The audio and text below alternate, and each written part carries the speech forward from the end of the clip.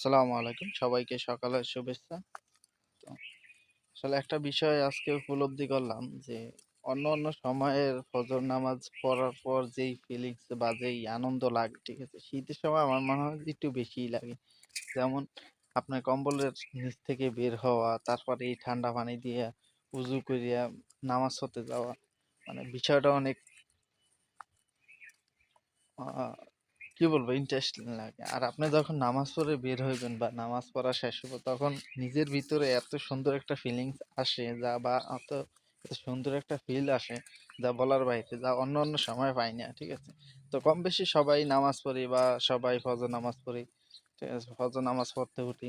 কিন্তু আজ এই বিষয়টা আপনি একটু খেয়াল করে দেখেন যে আসলে শীতের সময় ফজর নামাজটা পড়তে এত ভালো লাগে, মানে উঠতে কম্বলের তলাতে মন চায় না যে উঠি, কিন্তু উঠার পরে আপনি যখন উজু করবেন, তারপর নামাজ পড়বেন, নামাজ পড়া শেষ হইলে যে বিষয়টা আসলে অনেক মজা লাগে।